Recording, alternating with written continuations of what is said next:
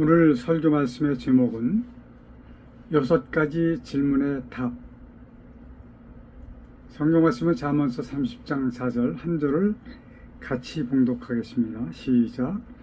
하늘에 올라갔다가 내려온 자가 누구인지, 바람을 그 장중에 모은 자가 누구인지, 물을 옷에 싼 자가 누구인지, 땅의 모든 끝을 정한 자가 누구인지, 그 이름이 무엇인지, 그 아들의 이름이 무엇인지 너는 아느냐? 아멘.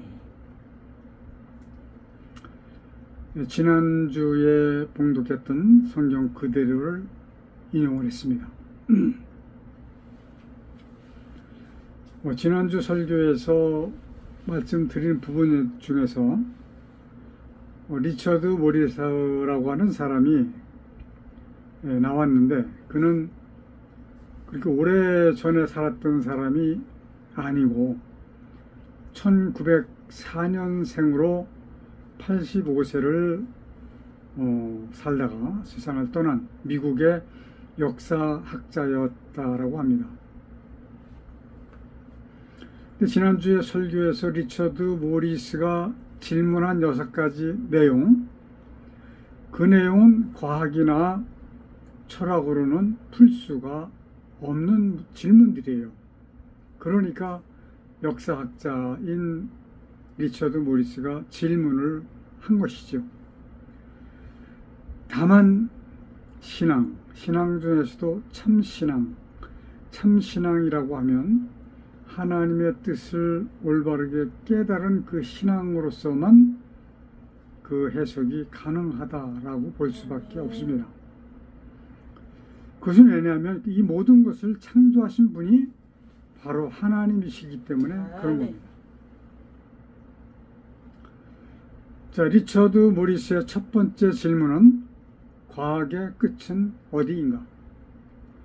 저는 지난주에 말씀을 드리면서 네옴시티가 건설되는 그때쯤 될 것 같다라고 하는 느낌을 받았다라고 말씀을 드렸습니다. 그러나 그렇다고 하는 얘기는 아닙니다. 그렇다고 하면은 옛날에 그 많은 이단들과 같은 결과가 나오기 때문에 안 되죠. 제 생각일 뿐입니다. 자, 과학의 끝은 어디인가? 두말할 나위가 없습니다. 인간이 존재하고 있는 한은 과학의 끝이 있을 수가 없습니다. 그러니까 하나님의 심판 후에는 인간의 과학이 전혀 필요하지가 않다라고 하는 말씀이죠. 아멘. 자, 그 빈살만 사우디아라비아의 황태자는 그 네옴시티 170km를 15분에 달릴 수 있는 지하철을 건설하겠다라고 얘기했습니다. 자, 심판 후에는 15분이 걸릴 필요가 없습니다. 깜빡하면 옮겨지기 때문에 그런 거예요. 왜냐하면 영적인 존재로 모두 다 부활을 하기 때문에 그런 겁니다. 자, 두 번째 질문은 무엇이냐? 시간은 무엇인가? 시간을 단정적으로 이야기하기는 쉽지는 않더라고요. 변화에 대한 조건이고 척도다라고 얘기를 합니다. 그러니까 생과 사의 근거로 시간을 말한다 라고 말할 수 있는 거예요. 왜냐하면 살아가고 있기 때문에 그것이 바로 시간이다. 그래서 이 시간을 구태여 구분을 한다라고 하면 과거와 현재와 미래로 나눌 수가 있는 것이죠. 그런데 과거는 많은 부분 잊혀지고 있습니다. 아마 얼마 전에 일도 기억을 할 수 없는 일들이 우리들에게는 빈번하게 나타나고 있죠. 근데 이러한 것들이 나이가 먹으면 더할수록 더한 것 같아요. 현재는 삶을 위해서 무진장 싸우고 살아가고 있다. 그러니까 현재의 시간은 전쟁의 시간이다 라고 얘기할 수 있습니다. 미래는 필경 미래가 있지만 아무도 알 수 없기 때문에 말할 수가 없습니다. 그래서 과거와 현재와 미래가 있는데 과거는 많은 부분 잊혀지고 있고 현재는 우리가 악한 사탄 마귀와의 전쟁 속에서 살아가고 있다. 아무리 평안할지라도 이 전쟁은 회피할 수가 없습니다. 만약에 회피한다면 지는 거예요. 마주 싸워서 이겨야만 합니다. 플라톤이라고 하는 사람은 시간을 말하기를 영혼을 보는 모상에서 발생한 것이다 라고 이야기를 합니다. 이 말도 맞는 말이긴 하죠. 그러나 영혼이라고 하는 단어는 신앙에서만 적용이 될 수 있는 단어입니다. 왜냐하면 모든 피조물들은 기한이 있기 때문에 그런 거예요. 그 기한 이후에 있을 영혼이라고 하는 것을 볼 수 있는 눈이 있어야 됩니다. 그렇기 때문에 플라톤의 말은 어떻게 구분을 해서 규정을 할 수는 없을 것 같아요. 다만 신앙적으로 본다면 영원한 세상을 볼 수 있어야 된다라고 이야기할 수밖에 없는 것이죠. 그러나 분명한 것은 이 시간은 정지가 없습니다. 계속 진행하고 있습니다. 혹시 기차가 가다가 고장이 나서 쓰더라도 시간은 갑니다. 그래서 성경에서는 이렇게 말씀하고 계세요. 세월을 아껴라. 때가 악하니라. 세월을 아끼라고 말씀을 하시는 거예요. 요즘 여러분들도 다 체험을 하는 내용들이지만 지하철을 타면 많은 사람들이 고개를 숙이고 있습니다. 어떤 사람은 휴대폰으로 성경을 보는 사람들도 있어요. 어떤 사람들은 게임을 합니다. 또 주로 젊은이들은 만화를 봐요. 되게 빨리 보더라고요. 착착착착 올리면서 우리는 옆에서 이렇게 보면 읽을 새도 없이 그냥 올려요. 그게 빨리 읽는다는 거죠. 자, 어떤 삶이 생산적인 일을 하는 것일까? 우리는 좀 반성을 해보고 넘어가야 되지 않을까 싶은 생각이 들어갑니다.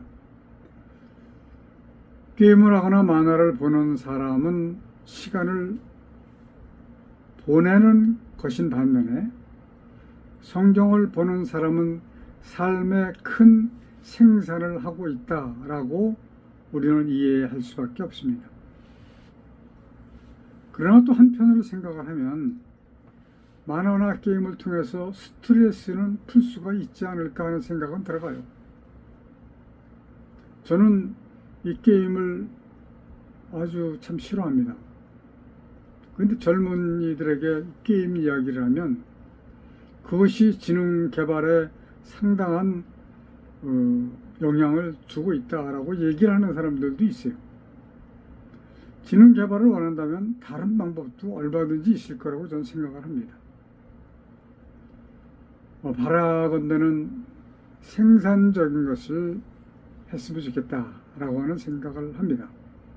전철에서 이 핸드폰만 보는 것이 아니라 태블릿 PC나 노트북을 펴놓고서 무언가를 하는 사람들도 간혹 볼 수가 있어요. 그런 것은 상당히 좋은 일이라고 생각을 하죠. 이렇게 쉬지 않고 흘러가고 있는 이 시간을 얼마나 잘 활용하느냐에 따라서 그만큼의 생산적인 효과가 발생될 것이 분명하기 때문에 우리 성도 여러분들은 시간을 잘 활용하시기를 바랍니다. 시간은 흘러가는 거예요. 삶이 있는 한은 계속해서 흘러가고 있습니다. 아마 이후에 우리가 들어갈 새 예루살렘 성에서도 그 시간은 존재할 겁니다. 자, 세 번째 질문은 우주는 어디에서 왔는가? 아마 철학자들이나 역사학자들이나 물리학자들이나 이 우주가 어디에서 왔는지에 대해서는 상당히 궁금할 거예요. 우리 신학을 하는 사람들도 여기에 대한 답을 확실하게 알고 있어야 됩니다. 그런데 그렇지가 않아요. 우리가 우주는 어디에서 왔는가를 살펴보려고 하면 우선 이 우주의 상태, 크기가 얼마나 되는가를 부터 알아봐야 될 겁니다. 그래야지만 그 가늠하는데 도움이 돼요. 이것은 과학자들의 연구에 의한 크기입니다. 수치상으로 하나님께서 말씀해 주시지 않았거든요. 과학자들의 연구 결과에 의하면 하늘의 크기가 4천억 광년이다 라고 이야기를 합니다. 4천억 광년. 1광년은 빛의 속도로 1년 동안을 달려가는 거리입니다. 자, 이거 한마디로 우주의 크기는 이제 나온 거예요. 더 이상 가늠할 수가 없다라고 하는 그 크기가 나온 겁니다. 이 1광년이 빛의 속도로 1년 동안 달려가는 그 거리가 바로 4천억 개가 있다는 거예요. 가능 갑니까? 그러니까 얼마나 큰가. 그러나 이 큰 것이 하나님의 나라에서는 뭐와 같다?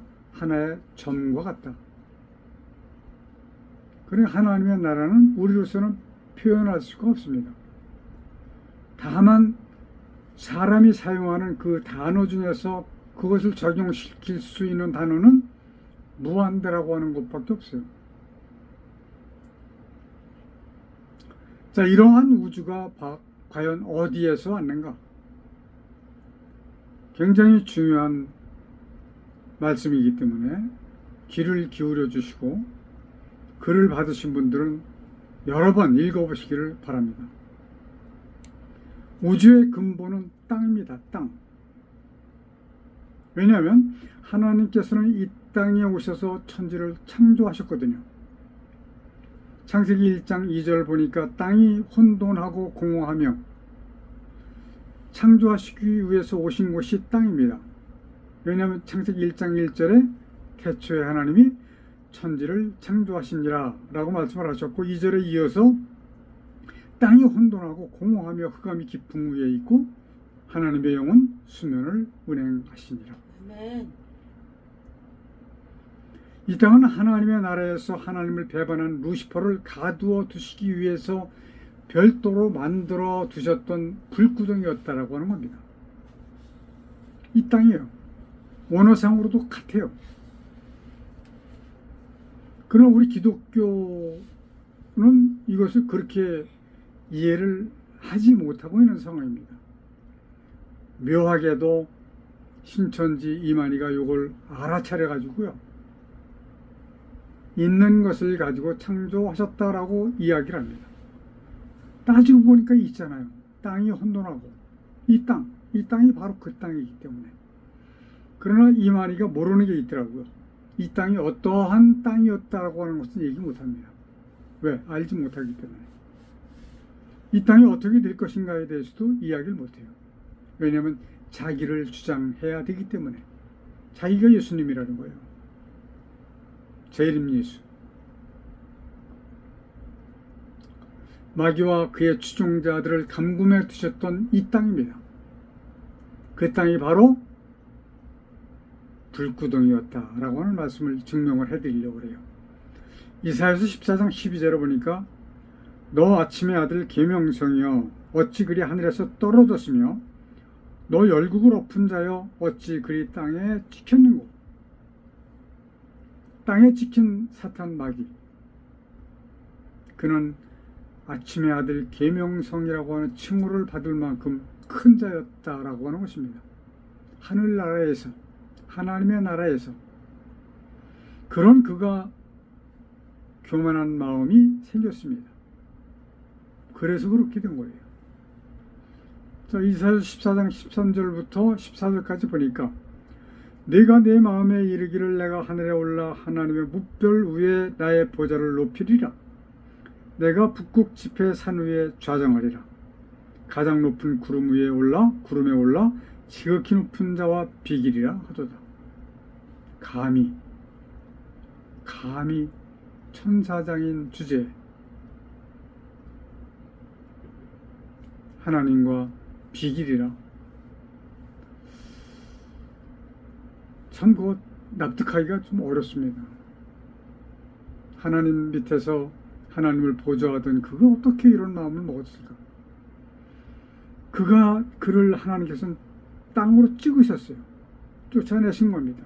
쫓아내신 것을 아주 급하게 쫓아냈었기 때문에 찍었다라고 표현을 하고 계신 거예요. 이 음부는 불구덩이였습니다. 누가복음 16장 23절부터 24절까지를 보면 여러분들은 이해를 하실 수 있을 겁니다. 음부는 불구덩이다. 이사야서 14장 15절에 보면 그가 이제 내가 그러나 이제 내가 곧 구덩이의 맨 밑에 빠치우리로다. 이게 바로 이 땅입니다. 자, 불구덩이였던 이 땅에 하늘과 땅을 창조하신 하나님께서는 최초의 사람 아담에게 에덴이라고 하는 동산, 낙원을 주셨어요. 일하지 않아도, 고민하지 않아도 충분히 평안하게 살아갈 수 있는 에덴이라고 하는 낙원을 주신 겁니다. 여기에서 큰 사건이 발생을 했습니다. 이미 이 땅에 주재하고 있던 마귀, 왜냐하면 이 땅의 주인이었던 마귀, 뱀을 통해서 그가 아담에게 하나님께서 명령한 명령을 불순종하게 하는 죄를 범하도록 만들었습니다. 이 일로 인해서 아담에게 주셨던 공중권세를 마귀에게 넘겨줄 수밖에 없게 되었던 것이죠. 그래서 세상 권세를 넘겨받은 마귀는 이 세상을 힘들고 어렵게 하고 있습니다. 자, 오늘 쭉 읽었던 이사야서 14장 15절까지 읽었고 16절에는 이렇게 기록이 되어 있습니다. 너를 보는 자가 주목하여 너를 자세히 살펴보며 말하기를 이 마귀가 땅을 진동시키며 열국을 경동시키며 라고 기록을 하고 있어요. 땅을 진동시킨대요. 그 지진이 나는 걸 보면요, 그것도 상상할 수가 없어요. 단번에 그 빌딩들이 금방 무너지는 것을 보면 사람에게는 아무것도 아니다 라고 하는 것을 깨닫게 됩니다. 불구덩이였던 땅의 천지를 창조하시는 과정에서 하나님께가 아닌 사람에게, 하나님께는 아닙니다. 아닐 수도 있고 길 수도 있어요. 사람에게 온갖 진귀한 돌과 흙과 그리고 모든 자원과 풍경들이 연출이 되었습니다. 아마 그 TV에서 보는 그 아름다운 세계의 풍경을 보면서 한두 군데를 다녀온 사람들도 많지 않을 거예요. 구경하러 다녀오면 얼마나 좋겠습니까? 건강할 때 다니셔야 돼요. 악한 사탄은 땅속에 남아있는 불덩어리로 땅을 진동시키고 있어요. 지금 흔들고 있습니다. 순식간에 집들이 무너집니다. 나라와 나라가 경동, 전쟁을 일으키게 하고 있습니다. 싸우게 하고 있습니다.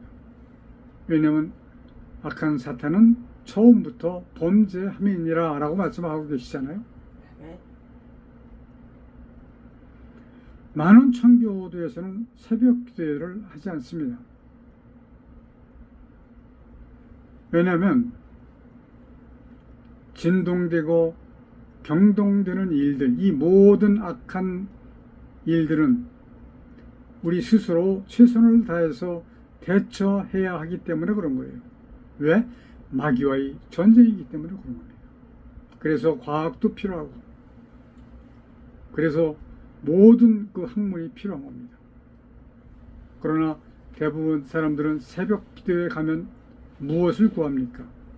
자신의 평안을 구하고 자신에게 필요한 물질을 구하고 자신에게 필요한 건강 등을 구하는 것이 거의 다이기 때문에 청교도에서는 새벽 기도를 하질 않는 거예요. 하나님의 뜻은 생각하지도 않고 나만 위한 기도를 하는 거예요. 이것이 바로 주술적인 신앙이다 라고 말할 수 있는 겁니다.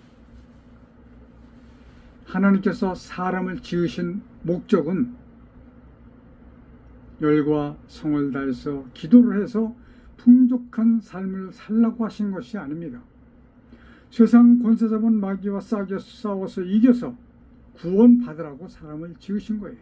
아멘. 시대적인 분들을 할 수 있어야만 됩니다. 에덴이라고 하는 낙원을 주셨던 하나님, 에덴의 평화를 마귀에게 빼앗긴 아담,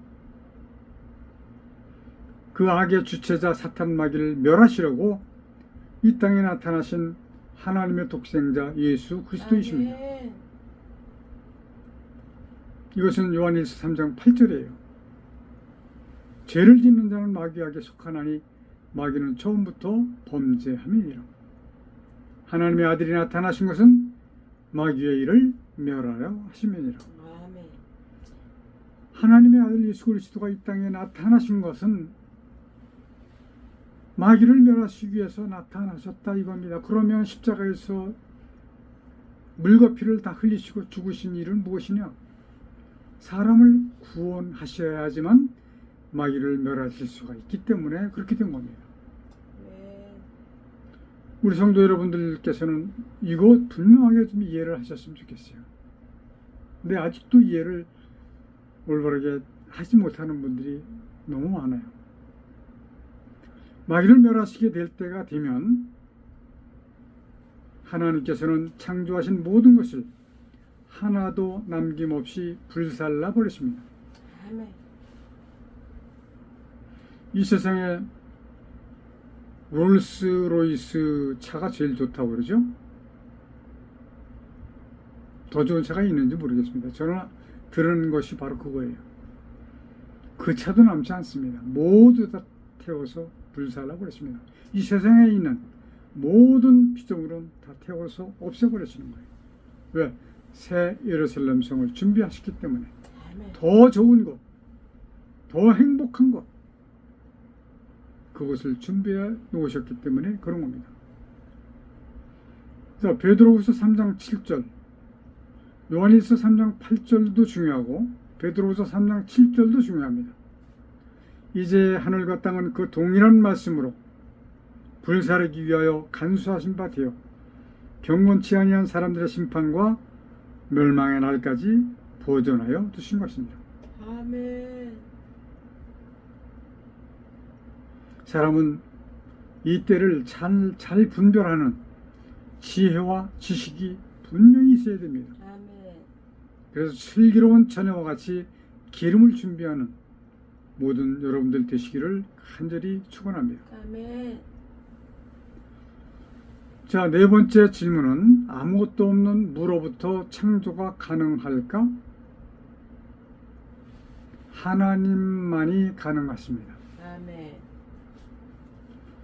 인간은 아무리 머리가 좋고 과학이 발달을 했어도요, 근본적인 소재가 없으면 만들 수가 없어요. 하나님만이 무로부터 유가 가능한 것입니다. 아멘. 근데 초대에서도 말씀을 드렸지만 우리 기독교에서는 신학교 때부터 배우기를 하나님께서는 완전 무에서 유를 창조하셨다라고 가르쳐왔고 배워왔고 그렇게 알고 있었습니다. 근데 오늘 말씀을 들어보니까 어때요? 무에서 유가 아니잖아요. 왜? 땅에 오셔서, 있는 땅에 오셔서 창조하셨기 때문에 있는 것을 가지고 창조하셨다. 아멘. 이거를 이만희가 알아차려가지고 그거 가지고 기독교인들을 포섭하는 데 사용을 하고 있습니다. 여러분들이 이걸 이해를 하셔야지만 이만희가 이것을 오용을 하고 있구나라고 하는 것을 여러분들 스스로가 깨달을 수 있는 거예요. 다섯 번째 질문, 인지과학 영역에서 정신이란 무엇인가? 이건 조금 쉽지 않은 학문으로 들어갈 수밖에 없는데, 인지과학을 사전에서 말하기를 인간이나 생물의 인식 과정을 대상으로 하여 지식의 표현, 추론 기구, 학습, 시각, 청각의 메커니즘 따위를 연구하는 과학, 인공지능, 전산과학, 심리학, 언어학, 신경과학 따위의 여러 학문과 관련되어 있다라고 기록을 하고 있어요. 학문적으로 따지려고 그러는 것이 아니기 때문에 사람들은 이따금 정신 좀 차려라 라고 말을 하는 경우가 왕왕 있습니다. 인지과학을 주관하고 있는 것은 사람의 정신이기 때문에 그런 거예요. 자, 인지과학뿐만 아니라 구원을 전제로 하는 신앙에도 정신이 필요합니다. 아멘. 교회를 다니는 사람들은 많아요. 뭐 1000만 명, 뭐 줄어서 800만 명. 그러나 정신을 차리고 예수 그리스도께 집중하는 사람은 많지 않다라고 하는 말입니다. 하나님께서는 차든지 더웁든지 하라고 말씀하세요. 미지근하면 어떻게 하신다고 그랬어요? 토해내시리라 라고 말씀을 하셨습니다. 여러분들은 이렇게 정신을 차리고 하나님 말씀을 받아들이고 이 말씀이 정말로 그러한가 하여 살펴보는, 연구하는 여러분들 다 되시기를 간절히 바랍니다. 아멘. 마지막 여섯 번째, 자유의지란 무엇인가? 자유의지라고 하는 것은 스스로 선택할 수 있는 능력을 자유의지라고 하는데, 기독교에서 많은 부분 오용이 되고 있어요. 세상의 일도 마찬가지지만 하나님의 나라와 불못의 선택은 스스로 선택하는 겁니다. 내가 어디로 갈 것인가? 스스로 선택하는 거예요. 저는 지금도 마음이 아픈 것이, 제가 버마 조명에서 공장장으로 일을 할 때 그분이, 그 대표님이 저와 나이가 같은데 어떠한 마음 때문에 뭐 경영상 어려워서 정리를 했겠지만 작년 8월 말일부로 정리를 했습니다. 그래서 9월 1일부터 제가 출근을 하질 않았는데, 마지막 헤어질 때 저한테 그분이 이런 말씀을 하셨어요. 그동안 공장장님 때문에 행복했습니다 라고 이야기를 하시면서 또 한 가지 덧붙여 이야기한 것이 뭐냐면, 그렇지만 나를 전도할 생각은 하지 마세요. 제가 목사인 걸 아시니까 이 사람이 분명히 자기를 전도를 하려고 할 것이다 라고 생각을 하셨던 것 같아요. 물론 6년 동안 일을 하면서 여러 차례 권고를 하고 전도는 하긴 했죠. 그때마다 그냥 자기는 종교를 만들 수 있을 만큼 많은 상식을 가지고 있다라고 이야기를 하면서 그냥 웃으면서 넘어왔는데, 솔직히 저는 직장을 폐쇄하게 되면 집중적으로 그분을 전도를 하기 위해서 작전을 짰습니다. 그래서 오픈을 하려고 하는 그런 생각이 있었는데, 그걸 그렇게 말씀을 하시는 거예요. 전도할 생각을 하지 마시라고. 그러더니 12월에 돌아가셨어요. 만약에 그분이 그 말씀을 하시지 않고 전도를 받아서 예수 그리스도를 구주로 영접하고 거듭났다면 어떻게 되겠어요? 낙원으로 들어가지 않았겠습니까? 아멘. 그분은 지금 불못에서 얼마나 큰 후회를 하고 있을지 모르겠어요. 예수 그리스도를 자신의 구주로 믿고 나서 유일하신 하나님과 독생자를 알아야지만 구원을 얻고, 또 그냥 다니기만 하면 구원을 얻지 못한다라고 하는 말씀이에요. 왜냐하면 거듭날 수가 없기 때문에 그런 겁니다. 일반 교인들은 성경도 잘 모릅니다. 물론 아는 분들도 있어요. 하나님의 뜻도 제대로 몰라요. 목사님이 가르쳐 줘야지만 됩니다. 왜? 모르는 교인들이 너무 많기 때문에 그래요. 교회에는 지도자가 있습니다. 이것을 목사라고 얘기할 수 있고, 옛날로 치면 선지자라고 얘기할 수 있어요. 선지자는 다른 사람들이 모르는 것을 먼저 알아서 가르쳐 줄 수 있는 사람이 바로 선지자입니다. 먼저 알아서 철저하게 가르쳐 줘야 되는 겁니다. 하나님의 뜻이 이런 것이다. 물론 성경에 있는 범사에 감사하라, 항상 기뻐하라, 쉬지 말고 기도하라. 그것은 사람을 향하신 하나님의 뜻이고, 본래 하나님의 뜻은 따로 있어요. 이것을 알아서 가르쳐 줘야지만 되는 거예요. 그래야지만 거듭나는데 도움을 받습니다. 우리 모든 성도 여러분들 거듭나서 구원받는 여러분들 되시기를 간절히 축원합니다. 아멘. 기도하십시다. 하나님 아버지, 교회를 그냥 다니기만 하는 사람들이 너무 많습니다. 우리가 참 하나님을 알기 위해서 열심을 다할 수 있는 열심을 주옵소서. 아멘. 그러므로 거듭나서 아멘. 하나님의 구원을 받는 모든 성도들이 될 수 있도록 하나님 함께하여 주시길 아멘. 간절히 원합니다. 그래서 하나님의 나라가 속히 이 땅 위에 임할 수 있도록 아멘. 역사하여 주옵소서. 아멘. 예수님의 이름으로 기도드리옵나이다. 아멘. 아멘.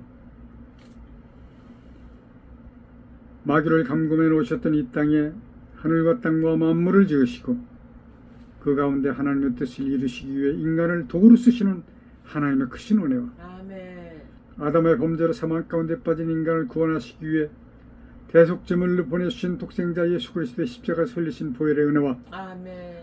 마지막 심판을 위해 구원받을 자를 더하시기 위해 복음을 전파하도록 우리와 함께 해주시도록 주께서 보내신 성령님이 함께 하시는 은혜가 아멘. 우리와 함께 예배하는 성도들에게 충만히 임하여 주시기를 간절히 축원하옵나이다. 아멘. 아멘.